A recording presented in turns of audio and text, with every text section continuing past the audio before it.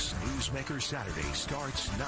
Thanks for joining us on Newsmaker Saturday. A raging debate over free speech on the campus of Arizona State University culminated this week with a hearing in the Arizona legislature all about an event that was held at Gamage back in February. That event was entitled Health, Wealth, and Happiness. It featured speakers, financial expert Robert Kiyosaki, and conservative speakers, radio host Dennis Prager and Charlie Kirk. Prager and Kirk were the issue for some people who did not like this event. The event was sponsored by the T.W. Lewis Center for Personal Development, and it was opposed by 34 professors at the Barrett Business College on grounds that Prager and Kirk are purveyors of hate, citing multiple examples of racist and homophobic rhetoric from both. After the uproar, the benefactor of the Lewis Center, Tom Lewis, pulled his funding and the center shut down. Republican Senator Anthony Kern of Glendale is the co-chair of the Joint Legislative Ad Hoc Committee on Freedom of Expression at Arizona's Public University. Senator, thank you for joining us. Thank you, Mr. Hook, for having me. Tell me what happened at the meeting, the hearing on Tuesday. What's the upshot? Well, Mr. Hook, and to your viewers, I think it was one of the best hearings I've ever attended since in my 7 years of being at the legislature. We had very good, robust speakers such as Dennis Prager, Ann Atkinson, Seth Liebson, and we invited all the faculty members, or most of them. We invited them, but they did not show up. What the ASU did was they allowed, I believe, an attorney and a couple administrators come in and give their take, and as typical government fashion, it's always whitewashed. Oh, we're doing good, nothing to see here, just let it go. We've got good policies in place. They were bragging on their rating of free speech. I guess it's a high rating by a group called FIRE. And, we all know that it's one thing to put something on paper. It's another thing to actually enforce the policy. So the three administrators that ASU brought to the table really, in my opinion, did not know what was going on. But I can tell you this, the public knows what's going on at ASU.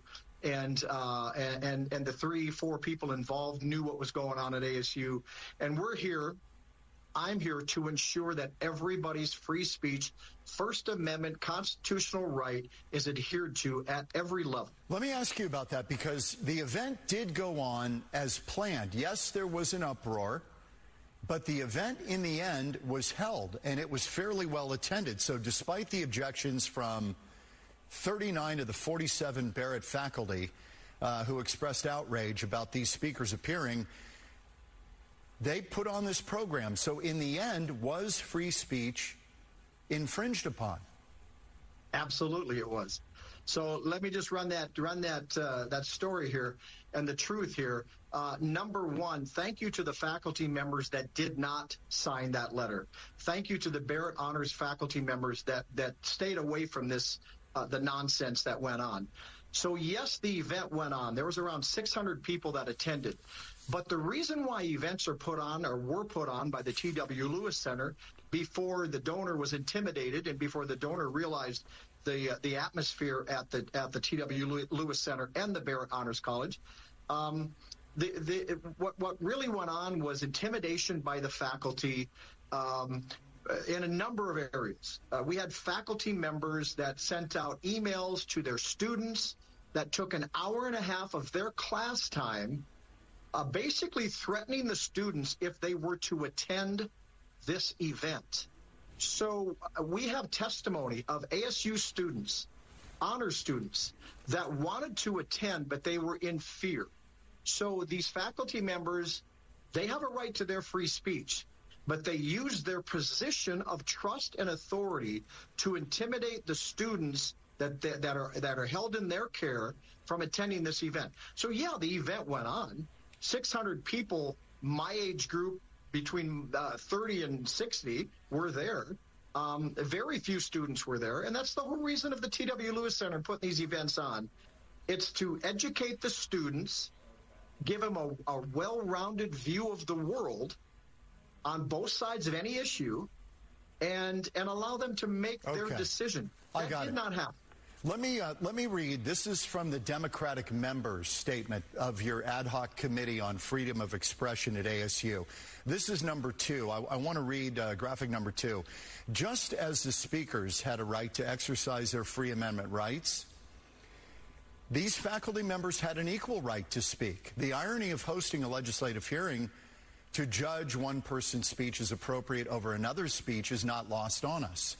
We fear that the real consequence of this hearing will be the chilling of future speech of faculty members who will fear being dragged before a legislative committee to defend their own constitutional right.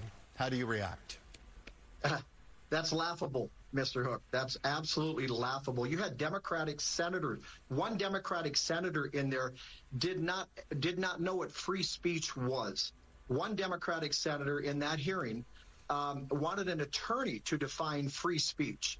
And I have right here the Constitution of the United States, and I had to literally read the First Amendment in committee to educate the Democrat Party on what free speech really means. So, I'm not there for the professors. This whole thing did not happen because I'm concerned about professors. They're adults. I'm an adult. We can deal with it. Now, the T.W. Lewis... Oh, go ahead. Well, they used their position of authority. Okay, they sent a letter. If you look at the letter, if I remember correctly, it says, "We, the undersigned faculty at Barrett Honors College." I, as a state senator, am very careful on using my position of trust and authority to to open a door somewhere. So one, they use their position of authority. 2, they spent an hour and a half time of classroom intimidating the students. 3, they actually stood outside of the event holding signs, watching who was going into this event. And to me, that's absolute intimidation. So I am here, and the hearing was held for the students, not the adult faculty, professors of ASU Barrett Honors College. Shame on Barrett Honors College, and shame on these faculty members. And if you listen to Dennis Prager's testimony, I ask all of your listeners, all of your viewers, to watch Dennis Prager's testimony and Ann Atkinson's testimony, and I can tell you, it was phenomenal. I had Ann Atkinson on. I had Ann on a couple of weeks ago. Ensuring everybody has a right to speak. Yes, of course. I had Ann Atkinson on a couple of weeks ago, and she explained that she lost her job over this. There was such an uproar that the T.W. Lewis Center, which has had a lot of conservative speakers, the benefactor of that, Tom Lewis, who put up all the money to have that center, pulled it out after all of this uproar, saying, "After seeing this level of left-wing hostility and activism, I no longer had any confidence in Barrett to adhere to the terms of our gift and made the decision to terminate our agreement effective June 30th, 2023. Did the professors win here? They basically, through this, the Lewis Center's done. It's finished. Did they win? Yeah, sadly, I believe they did win in part. I do believe they did win in part, and it's a shame. Shame on Barrett. This is an honors college, and I'll go so far as to say, if I was a parent out there and had one of my children in this honors college, I would seriously look at the qualifications of every one of these 39 faculty members that signed that letter. You have absolute leftist, Marxist Democrats, one that even wrote a book that said F the Kraken. And these are people teaching. These are people that that ASU has put in charge of our children. Children they're still impressionable in teenage years. And these adults know that. They know that by fear and by intimidation, they can stop these students from attending in my opinion, a faith, family, freedom event. They intimidated Ann Atkinson. The dean, Tara Williams, intimidated Ann Atkinson. And basically, Ann Atkinson, you mentioned the donor, T.W. Lewis. Ann Atkinson had told Tara Williams that she had donors ready and waiting in the wings, one being Robert Kiyosaki, that would donate whatever amount she needed to keep the T.W. Lewis Center open. And guess what? They not only lied, they lied in that committee, the ASU I'm talking about right now. They lied in that committee saying T.W. Lewis had been working with Michael Crow, and they decided to shut the T.W. Lewis Center. That's a lie. I have a text that can prove that lie. Let me and number two, yeah, they might have won. To answer your question, Mr. Hook, they might have won temporarily. Okay. Let me read this statement, Senator. Statement from ASU. This is number 3, Robert. Arizona State University is committed in practice, not just rhetoric, to all things that support free speech and all its components. American universities have long been an environment where ideas are shared and tested, beliefs are expressed, and issues are debated. Along with that comes arguments and disagreements over strongly held beliefs. It can be quite noisy and sometimes uncomfortable, but in a free society, universities must be safe places that demonstrate tolerance for civil public discourse. Your reaction to that statement from ASU? It again, Mr. Hook, it's one thing to put something on paper. It is totally another thing to enforce it. Just because they made that statement absolutely does not mean that they enforce that policy of free speech. When is the last time you ever saw a conservative group at ASU, U of A, NAU ever shut down a left-wing speaker? ASU has had, and Dennis Prager mentions them in his testimony, of which, again, was one of the most outstanding things I've ever heard him say in that hearing. He mentions a couple left-wing, very left-wing speakers at ASU, not a peep, not one peep, from conservative faculty, from Michael Crow, nothing. But you dare get Dennis Prager in there, or Charlie Kirk in there, or Robert Kiyosaki. You dare get them in there, and they have to hire security, hundreds of thousands of dollars of security, police, and you still have faculty outside of the venue holding up signs and just decrying the whole thing. And Senator, it is absolutely shameful on Barrett Honors. If I was a parent, look at who's teaching your kids at ASU. Bottom line this for me. We've got about a minute left. Where are we in this debate over free speech? We seem to have a collision right now between free speech and what some call dangerous speech, and they want that silenced. But who decides what's dangerous speech? I thought the idea in college was to kind of let all of these ideas fly and let kids be exposed to a lot of different things, which they are anyway. Yeah, you know, back in our day, it was that. It was the universities were a place where people could go with all kinds of ideas and speak their mind and debate the issue. Today, and we had Dr. Owen Anderson testify in this committee. He's a religious studies professor at ASU. Today, Mr. Hook, the Bible is hate speech at ASU. To say that there's that God created them male and female, that is hate speech at ASU. To say that that a marriage is between one man and one woman, that is hate speech at ASU. I had to define in this hearing what the definition of a hate speech, because the Democrats said, well, you know, we shouldn't be talking. Yeah, you mentioned that earlier. We've got to leave it there, Senator. I appreciate you coming on the program. We did extend invitations to Democrats on that committee. Nobody's playing ball. So take that for what it is, and I would have loved to have heard their position on this, and I appreciate your time. And, Mr. Hook, lastly, we will be following the Senate Judiciary hearing. We'll be following up in 60 days on this whole issue. Okay. Thank you, Senator. Thank you. Appreciate it. Coming up next, what's up with the heat wave? Meteorologist Krystal Ortiz joins me next to explain on Newsmaker Saturday. Back on Newsmaker Saturday with a familiar face, our meteorologist Krystal Ortiz, on the record-breaking heat and the hot streak we've been in.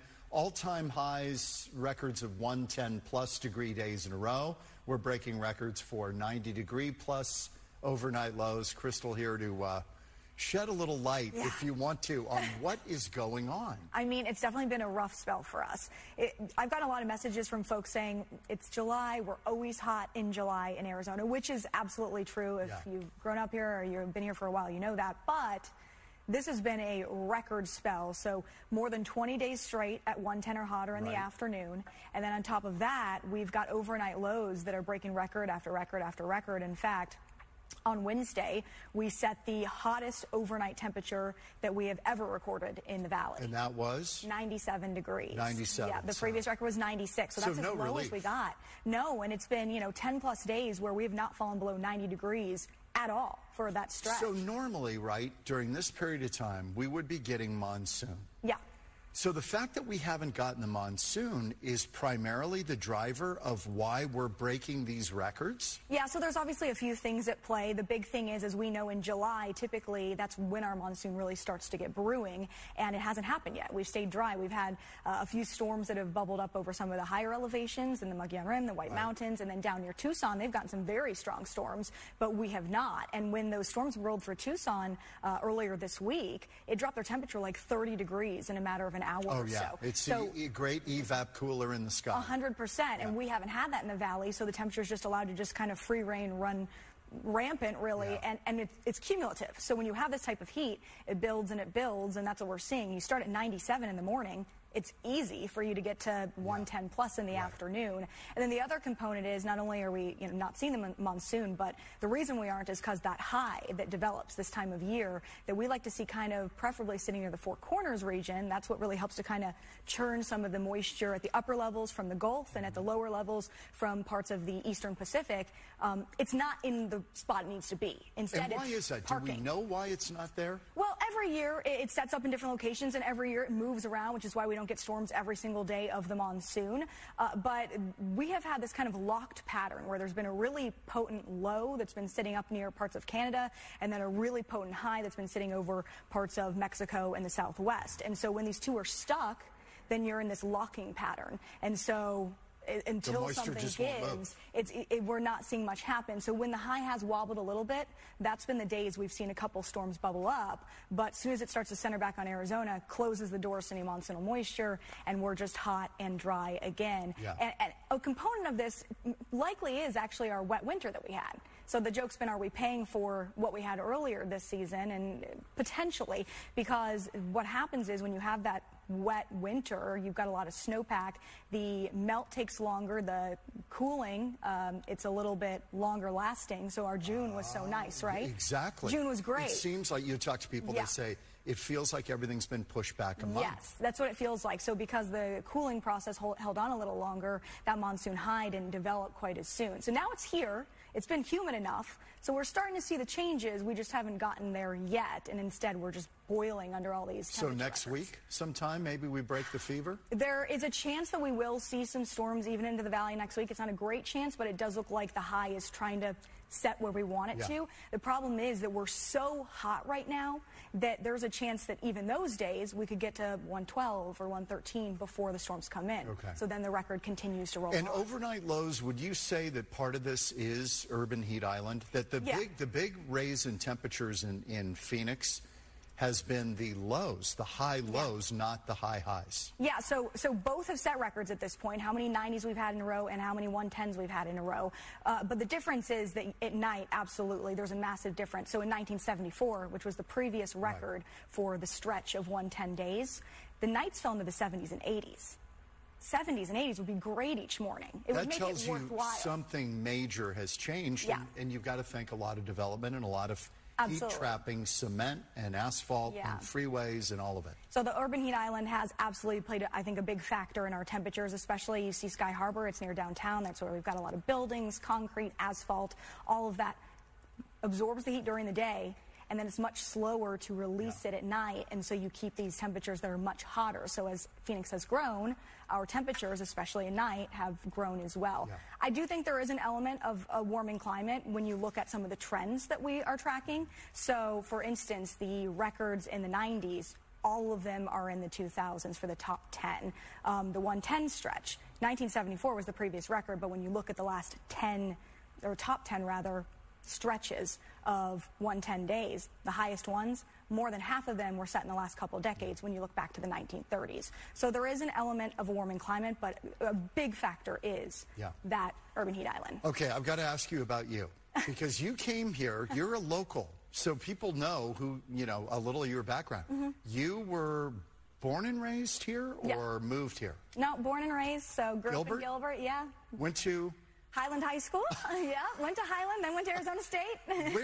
Where did the interest in weather come up for you? From the monsoon. So as you can imagine, I'm disappointed we haven't had much action yet. Yeah, right. So I just loved the monsoon when I was a kid. And thunderstorms were my favorite part of the year. It didn't hurt that was also when we were on summer break. My birthday's in August, so it was just my favorite time of year. And then I always did well in math and science. So as I was in high school trying to figure out what exactly I wanted to do, we did a week-long class on weather-related stuff. Oh, and the light went off? Yes, I said, I really like this. And I remember specifically talking to my science teacher and saying, you know what, I really like this. I think maybe this is where I go when I start applying for college. And so we talked about it, and he was super helpful. But being on air was not the goal? Not originally, no. I actually started at ASU with just a meteorology degree. Right. And then after about a year and doing some research and taking some of the coursework, I was fortunate enough that I take some AP classes in high school. So I had a little wiggle room to add a major.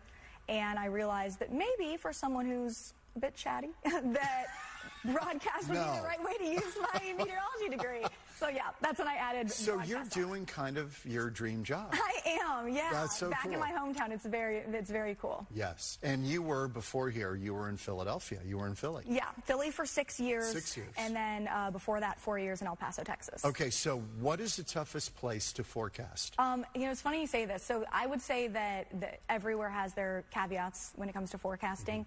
Philly was difficult because the variety of weather there. I tracked tropical storms. I tracked tornadoes quite frequently. You had severe thunderstorms. You had crazy flooding, and then you had nor'easters. Right. So the variety there definitely was a challenge, and I really learned to flex my meteorology muscle there. But here, forecasting accurately when you're actually going to get rain and storms is extremely challenging, because out in the east a lot of times a storm system is going to roll through. It's going to roll through. That's going to cause storms, and you feel a little more comfortable forecasting it. Whereas sometimes we just have to really watch little things, where the dew point temperature is exactly, the temperature, the winds, as to whether we're going to get a storm in the valley. Especially in the summer. Especially in the summer. Because you can't see a pattern necessarily coming in like you would with a jet stream and with a cold front or a low pressure center or a clipper or something like that. Whereas in the valley, sometimes if the high's in the right spot, we know we have the ingredients. Sometimes I explain it when people say, why do you only say 20% or 60%? Why not just tell us yes or no, it's going to rain? And sometimes I explain it as if you put a pot of water on the stove, where's the first bubble going to pop up? That's hard to say, right? Sure. But if I have more info, well, is the whole pot perfectly on the burner, or is only one edge on? Only the edge is, the bubble's going to start there. Yeah. So as I get more info, as meteorologists get more info, we can kind of start to fine-tune where we think it's going to happen. But it takes a lot of focus on the numbers, the current conditions, things like that. Which, by the way, raises a question when you say 20% chance of rain. What does that mean exactly? That 20% of the valley will get something? So the way that a lot of meteorologists do it is spatially, how much of the valley, and also our confidence level. So if I think that it's a little iffy if the moisture is going to actually arrive, the outflow boundary is going to get into the valley, my confidence might be a little bit low, but say that I think if it does, it's going to roll through. Maybe I think that spatially it's going to be pretty high. So you kind of average the percentage out. Whereas if I feel super confident we're going to get some storms, but it's not going to be widespread, then again, you might have a lower percentage. So it's about the area, and it's about the level of certainty we have, because meteorologists, we deal in not absolutes, but it's a pretty good chance because we X, Y, and Z. We do a 10-day forecast. We're going to peel the onion back a little bit. Okay, all right. Do you feel really confident about a 4-day stretch? 4 days, I think we're usually pretty confident. Getting out beyond that, it's tougher, right? I would say between 1 to 5 days, you've got pretty good comfort. 5 to 10 is where you are, there's going to probably be some adjustment, which is why we change our forecast. We tweak our forecast every day. I look at the models when I come in, and we update our numbers. The last couple of days, I really focus on trends. It looks like we're going to be hotter. It looks like we're going to be cooler. It looks like we're going to be sunny. It looks like we're going to be cloudy, more than getting the exact number right. That's just how But Mother Nature will fool you, right? Mother Nature will absolutely fool you. That's no question about that. Krystal, it's great to see you. Krystal Ortiz, everybody. It's great to have you on the program. We haven't had a chance to really get to know you. This has been great. So Glad this is to do fun. this. Thanks, Thank John. you for doing it. Yep. We'll do it again. All right. Krystal Ortiz. We're back in a minute on Newsmaker Saturday.